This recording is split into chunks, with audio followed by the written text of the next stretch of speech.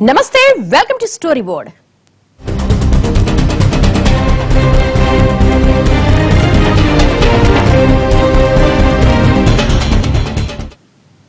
ఐదు రాష్ట్రాల ఎన్నికల్లో చరిత్రను సృష్టించిందొకరు, ఆ చరిత్రను తిరగ రాసిందొకరు. ఇద్దరు మహిళా నేతలే, ఇద్దరు రాష్ట్రానికి ముఖ్యమంత్రులే, ఇద్దరు పోరాటాల్లోంచి పుట్టిన ధీర వనితలే.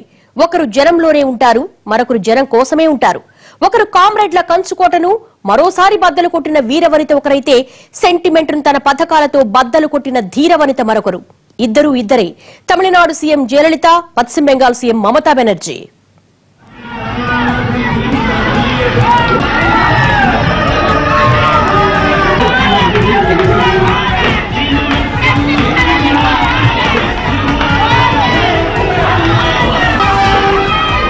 విజయం ఈ మాటను దక్కించుకోవటం అంత సులువేం కాదు. ఎక్కడ గెలవాలన్నా మన శక్తి సామర్థ్యాల మీదే ఆధారపడాలి. కానీ రాజకీయాల్లో నెగ్గుకు రావాలంటే మన బలమే కాదు, ప్రత్యర్థి బలహీనత తెలియాలి. జనం నాడి ఒడిసి పట్టాలి, ఓట్లు వేయించే వేడిని పుట్టించాలి. అప్పుడే రాజకీయాల్లో విజయం దక్కుతుంది. యావత్ దేశం దృష్టిని ఆకర్షించిన రాష్ట్రాలు రెండే. ఒకటి తమిళనాడు, రెండోది పశ్చిమ బెంగాల్.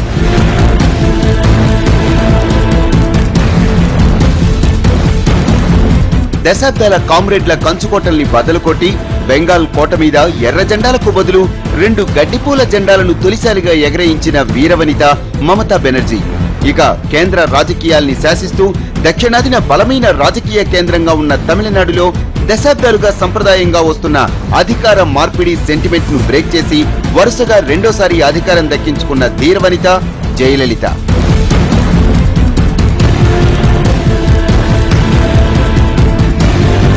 తమిళనాడు రాజకీయాల్లో ప్రతి 5 ఏళ్లకోసారి అధికార పార్టీకి పరాభవం గడిచిన కొన్ని దశాబ్దాలుగా పునరావృతమవుతున్న చరిత్రే.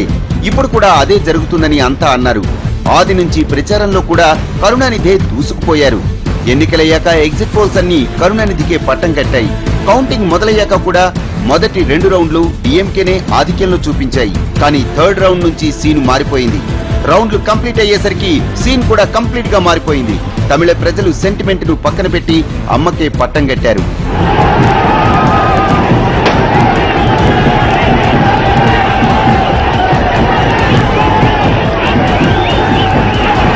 I am overwhelmed by the resounding victory that the people of Tamil Nadu have given us.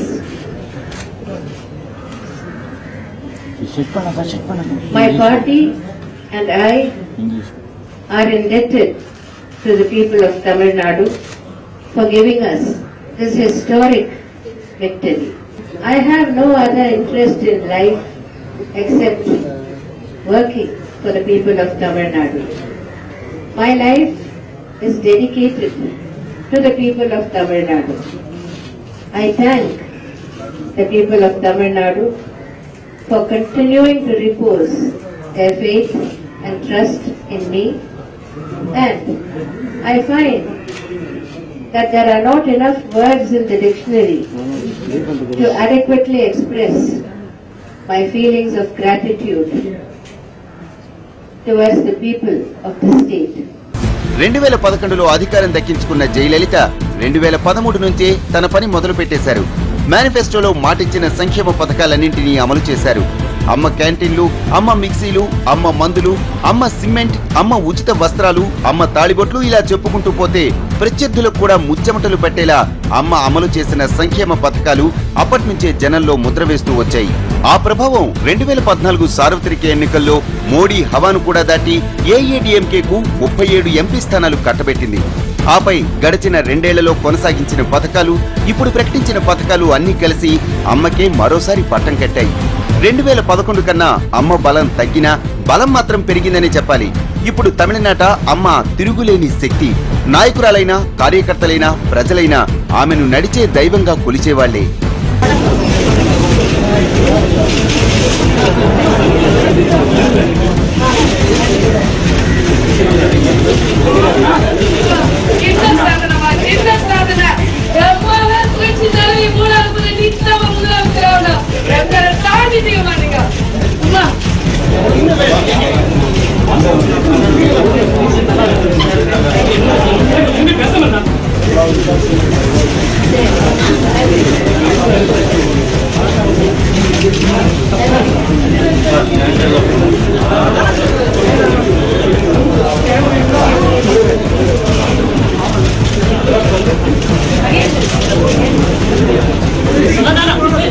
ఇక పోరాటం నుంచి పుట్టిన ధీరవనిత దీది.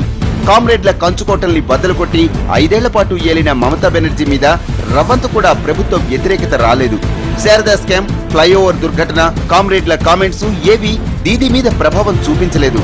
గత ఎన్నికల్లో 184 స్థానాలతో నెగ్గుకొచ్చిన దీది ఈసారి మరింత బలపడ్డారు. సర్వేలు కూడా తృణమూల్ మ్యాజిక్ ఫిగర్ వరకు వస్తాయని చెప్పాయి తప్ప ఇంత భారీ మెజారిటీ దక్కుతుందని ఊహించలేకపోయాయి. అయినా సరే అందరి అంచనాలను తలకిందులు చేస్తూ Trinamool Congress double century cross చేసి సత్తా చాటుకుంది. Forceful, the pillars, they fought against of us, but it is the magic of the people. At the end of the day, public is the masterminded people, and they are the main men. Not masterminded, they are the men. They are the makers. That who will rule, who will not rule. It is the people are the first and last one. So it is their total their magic. బెంగాల్లో 2 పూలు వికసిస్తే తమిళనాట 2 ఆకులు వెల్లివిరిశాయి. ఈ 2 పార్టీలు వరుసగా రెండోసారి అధికారంలోకి రావటం నిజంగా అద్భుతమనే చెప్పాలి. రెండోసారి వరుసగా బెంగాల్ సీఎం అయి మమతా బెనర్జీ చరిత్రను సృష్టిస్తే 2 సార్లు వరుసగా సీఎం అయి తమిళనాట చరిత్రను తిరగరాశారు జయలలిత.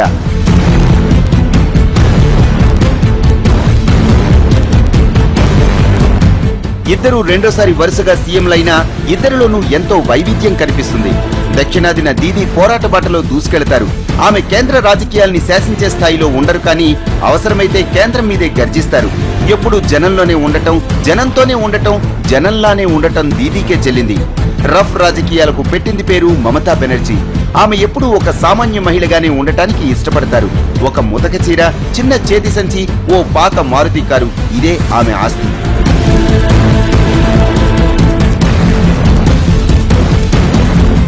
ఇక జయలలిత కూడా వరుసగా రెండోసారి సీఎం అయి చరిత్ర తిరగరాశారు. పురొచ్చి తలవిగా తమిళ రాజకీయాల్లో ప్రసిద్ధి చెందిన జయలలిత జీవితం అంతా గోప్యమే. ఆమె గడిచిన 5 ఏళ్లలో బహిరంగంగా జనం మధ్యకు వచ్చిన సందర్భాలు వేళ్ల మీద లెక్కపెట్టొచ్చు. ఎప్పుడూ కోట దాటని జయలలిత జనాలకు దూరంగా ఉన్నా నిత్యం జనం కోసమే ఆలోచిస్తారు. ఆమెపై ఎన్ని అవినీతి ఆరోపణలు వచ్చినా, ఆఖరికి అక్రమాస్తుల కేసులో పదవిని వీడి జైలుకు వెళ్లినా తిరిగొచ్చాక పట్టుబట్టి వ్యూహాత్మకంగా అధికారం దక్కించుకున్నారు. ప్రత్యర్థులు ఆమెపై ఎన్ని అవినీతి ఆరోపణలు చేస్తున్నా జనం మాత్రం అమ్మ సంక్షేమ పథకాలకే ఓటేశారు.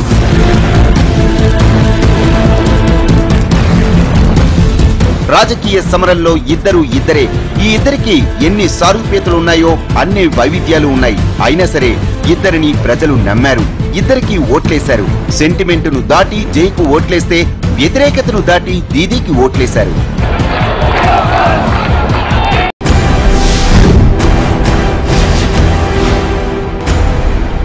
ఆమెది ఓ అవ్యక్త వ్యక్తిత్వ సాగరం. ఆనందమొస్తే శిఖరాగ్రాన కూర్చోబెడుతుంది, ఆగ్రహం వస్తే పాతాళంలో పాతరేస్తుంది. 100 కోట్లతో కొడుకు పెళ్లి చేసినా, మాజీ సీఎం అని కూడా చూడకుండా అర్ధరాత్రి పంచె లూడిపోయేలా అరెస్టు చేయించినా ఆమెకే చెల్లింది. 4 సార్లు సీఎంగా గెలిచి 2 సార్లు జైలుకెళ్లిన జయలలిత వ్యక్తిత్వాన్ని చూస్తే ఔరా అనిపించక మానదు. జయలలిత ఇదో పేరు కాదు, బ్రాండ్. అవును, అమ్మ కోసం తమిళనాడులో ప్రాణమిచ్చేవాళ్లు ఓ కొల్లలు. ఆమె గెలుపు కోసం నాలుకలు తెగ్గోసుకున్న వాళ్లు ఉన్నారు. సీఎం పదవి వచ్చిన ఆనందం కన్నా అమ్మ జైలుకెళ్లిందన్న బాధ ఎక్కువ మందిని కుదిపేసింది అప్పట్లో. ఆమె జీవితాన్ని ఆశాంతం పరిశీలిస్తే ఎన్నో ఒడిదుడుకులు కనిపిస్తాయి. ఒంటరితనం, ప్రేమరాహిత్యం, ప్రేమ వైఫల్యం, అవమానం, పట్టుదల, పేదరికం, ఆడంబరం, అత్యున్నత పీఠం, అట్టడుగు స్థానం, విజయం, పరాజయం, అపారమైన నమ్మకం, తీరని నమ్మక ద్రోహం, ఈ పదాలన్నింటినీ తన జీవితంలో భాగం చేసుకున్న వ్యక్తి పురొచ్చి తలైవి.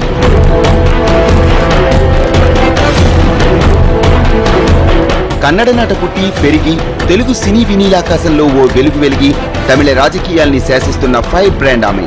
2 ఏళ్ల వయసులో తండ్రిని కోల్పోయి తాతగారింట పెరిగిన జయలలిత ప్రభుత్వ స్కాలర్షిప్ తో చదువుకున్నారు. తల్లి స్పందన కూడా నటి కావడంతో సినిమా రంగంతో ఆ వయసు నుంచే పరిచయం ఏర్పడింది. తల్లి సినిమా స్టార్ అయినా ఆర్థిక కష్టాలు మాత్రం తప్పలేదు. స్కూల్లో రాష్ట్ర స్థాయి బహుమతులు అందుకున్న జయ ఎప్పటికైనా జీవితంలో ఉన్నత స్థాయికి ఎదగాలని కలలుగనేది. అందుకు అమ్మ ఎంచుకున్న సినీ రంగాన్నే వేదికగా చేసుకుని దక్షిణాది సినీ రంగంలో 3 భాషల్లో మేటినటిగా రాణించారు.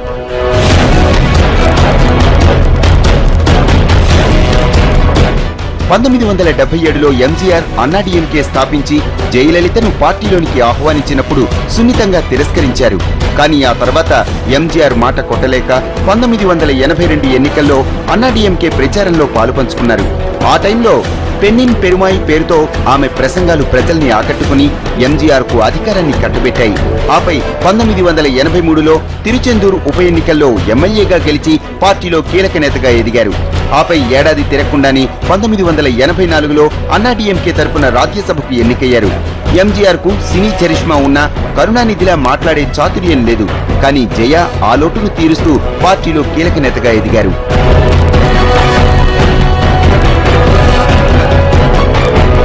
1988లో ఎంజీఆర్ మరణం తరువాత పార్టీ రెండుగా చీలిపోయినప్పుడు కీలక నేతల్ని తన వైపు తిప్పుకొని అన్నాడీఎంకే అధినేత్రి అయ్యారు. రాజకీయాల్లో తనకంటూ ఓ స్థానం సంపాదించుకున్నారు.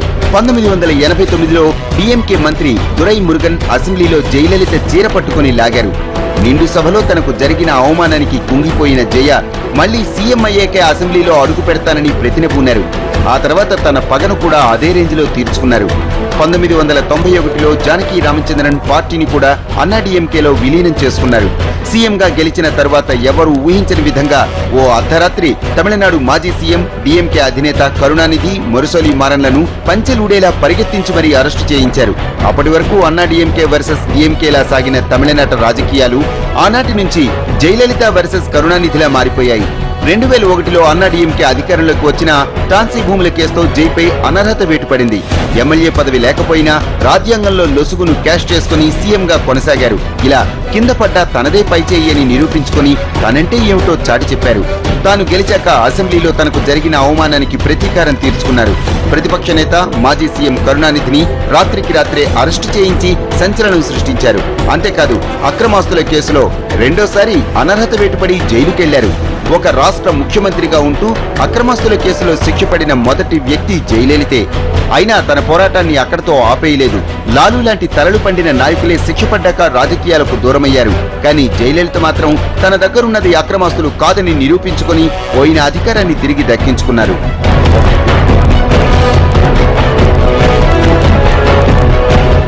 పట్టుదలలో ఆమెకు ఎవరూ సాటిరారు. 2011 ఎన్నికల్లో గెలిచిన జయలలిత డీఎంకే హయాంలో కరుణానిధి కోట్ల వ్యయంతో నిర్మించిన అసెంబ్లీను ఖాళీ చేయించేశారు. ఎక్కడైనా ఎప్పుడైనా తన మాటే నెగ్గాలన్నది ఆమె తత్వం. అందుకే 1999లో ఎన్డీఏ కూటమిలో తన మాట నెగ్గలేదని హస్తినలో రాజకీయ చక్రం తిప్పి ఒక్క ఓటు తేడాతో వాజ్పేయి సర్కారునే కుప్పకూల్చారు. తన మాట నెగ్గకపోతే జయలలిత ఎంతకైనా తెగిస్తానని చెప్పడానికి ఇదే నిదర్శనం. ఇంతలా ఆమెకు పంతం పెరగడానికి ఎన్నో అంతర్మథనాలున్నాయంటారు ఆమెను దగ్గరగా చదివిన మానసిక నిపుణులు. తనకన్నా ఎవరు ఎక్కువ కాదన్న భావంతో ఎదిగిన జయలలిత అదే స్థాయిలో పార్టీలో అందరినీ నడిపించారు. అందుకే పార్టీలో కార్యకర్తలకు ఆమె ఒక దేవత. ఆమె కళ్ళలోకి కళ్ళు పెట్టి చూడటం కాదు, ఆమె ఎదురుగా తల ఎత్తి మాట్లాడటం కూడా ఎవ్వరూ చేయలేరు, చేయరు.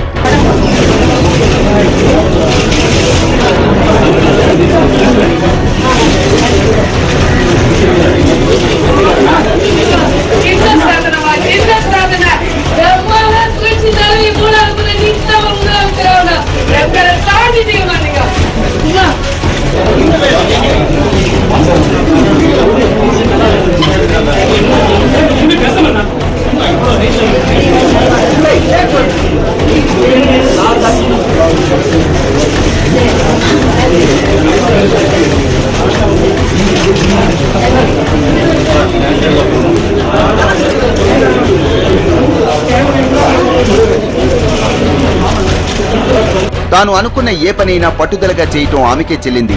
తమిళనాట రాజకీయాల్ని శాసించిన అమ్మ తన ఒంటరితనాన్ని పోగొట్టుకోవటానికి పక్కవారిపై మానసికంగా ఆధారపడ్డారు. తెలియక కొందరిని నమ్మి చేసిన తప్పిదాన్ని తర్వాత పూర్తి స్థాయిలో దిద్దుకున్నారు. రాజకీయాల్లో ఎన్నో ఉత్థాన పతనాల్ని చూసిన జయలలిత చాలా కాలం ఆ ఒత్తిళ్ల పొత్తిళ్లలోనే నలిగిపోతూ వచ్చారు. కానీ ఎన్ని ఒత్తిళ్లను అనుభవించినా ఎక్కడ తొణకలేదు, బెణకలేదు. రాజకీయాల్లో ఎవరిని ఎక్కడ ఉంచాలో అక్కడ ఉంచారు. ఎంత ఎదిగినా తన వ్యక్తిత్వాన్ని మాత్రం వదులుకోలేదు. ఒక సీఎం స్థానం నుంచి జైలు జీవితంలోనికి మారినా కుంగిపోలేదు.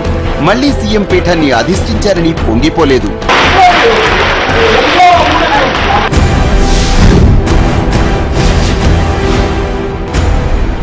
ఆమెకు ఆనందం వస్తే అమ్మలా ఉంటారు, ఆగ్రహం వస్తే అప్పర కాళిలా మారిపోతారు. ఓ సాదాసీదా మహిళల రాజకీయాల్లోకొచ్చి వంగదేశ రాజకీయాలను శాసిస్తున్న ధీర వనిత మమతా బెనర్జీ. కామ్రేడ్ల కంచుకోటల్ని బద్దలు కొట్టి తృణమూల్ జెండాను బెంగాల్లో ఎగరేసిన దీదీ ఈ ఎన్నికలతో మరింత బలపడ్డారు. దేశ రాజకీయాల్లో ఆమె ఓ ఫైర్ బ్రాండ్. సమకాలీన రాజకీయాల్లో ఆమె ఓ సంచలనం. బెంగాల్ రాజకీయాల్లో ఆమె ఓ సరికొత్త పాఠం. ప్రశాంతంగా ఉంటే అనంతమైన ప్రేమను పంచుతారు. ఆగ్రహం వస్తే అపర కాళీ అవతారం ఎత్తుతారు. తప్పు జరుగుతుంటే కాలర్ పట్టుకుని కూడా నిలదీయగల తెగువ, తాను తప్పనుకున్నది ఎదిరించడానికి ఎంతటికైనా సిద్ధపడే తెగింపు ఆమె సొంతం. నాయకురాలిగా కాంగ్రెస్ లో పుట్టిన మమతా బెనర్జీ జనం కోసం అదే పార్టీ మీద యుద్ధం కూడా ప్రకటించిన సందర్భాలు ఎన్నో ఉన్నాయి. వంగకోటలో కామ్రేడ్ల పాలనకు చరమగీతం పాడి రెండోసారి తృణమూల్ జెండాను ఎగురవేశారు దీదీ.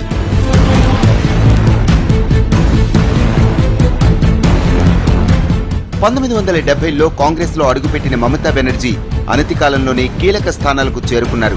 1984లో జాదవ్పూర్ సెగ్మెంట్ నుంచి పోటీ చేసి సోమనాథ్ చటర్జీ వంటి సీనియర్ ను ఓడించి లోక్సభలో అడుగుపెట్టిన పిన్న వయస్కురాలిగా రికార్డులకెక్కారు.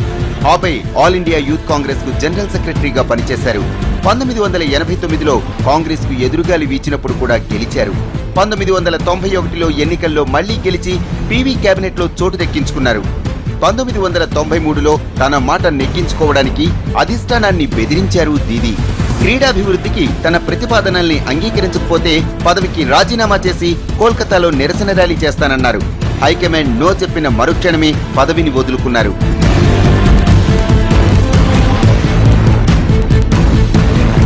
ఆమెకు నచ్చితే ఏమైనా చేస్తారు, నచ్చకపోతే దాన్ని అడ్డుకోవడానికి ఎంతకైనా తెగిస్తారు. అన్యాయాన్ని ఎదిరించడానికి ఎంత దూరమైనా వెళతారు.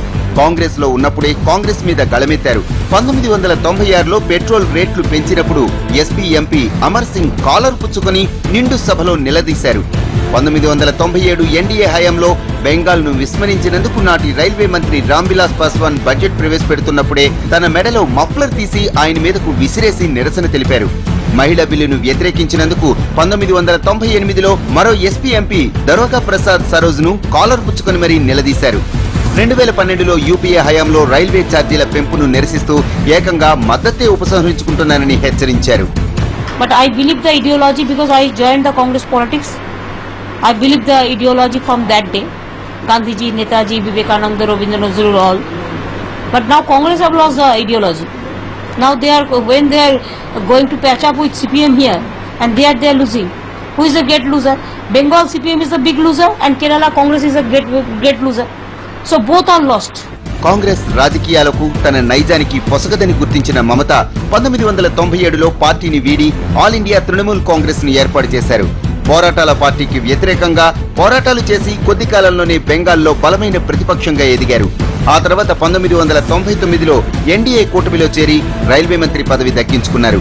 2000లో ఎన్డీఏ ప్రభుత్వం పెట్రోల్ ధరలను పెంచినందుకు నిరసనగా తన కేబినెట్ పదవికి రాజీనామా చేశారు.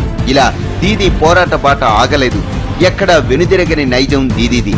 2001లో ఆపరేషన్ వెస్ట్ ఎండ్ పేరుతో తెహల్కా బయటపెట్టిన కమలనాథుల అవినీతి భాగోతాన్ని చూసిన మమత ఏకంగా ఎన్డీఏకి గుడ్ బై చెప్పి కాంగ్రెస్ తో జోడీ కట్టారు.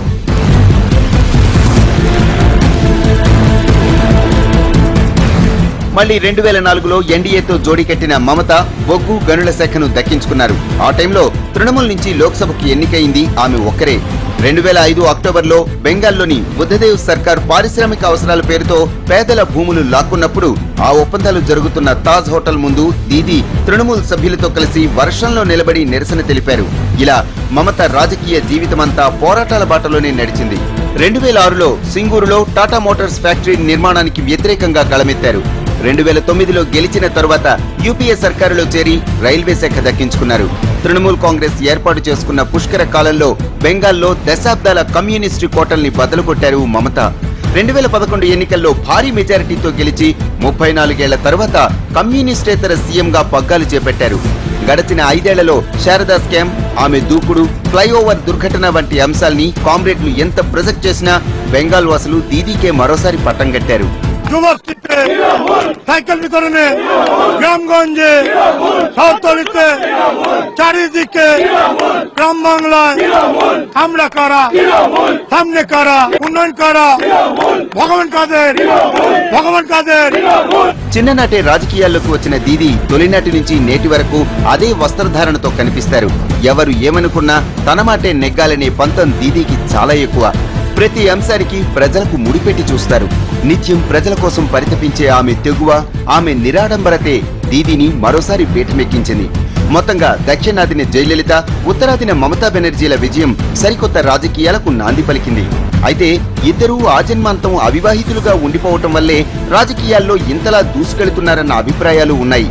జయలలిత సంక్షేమ పథకాలతో ప్రజాదరణ సంపాదిస్తే ప్రజల కోసం పోరాటం, ప్రజారంజక పాలనతో దీదీ మరోసారి బెంగాల్ వాసుల్ని ఆకట్టుకున్నారు. ఇక రాబోయే 5 ఏళ్లు ఈ ఇద్దరు ఎన్నెన్ని రాజకీయ సంచలనాలు సృష్టిస్తారో వేచి చూడాలి. ఇది వాళ్ళ స్టోరీ బోర్డ్. మరో అంశంతో మళ్ళీ కలుద్దాం. నమస్తే.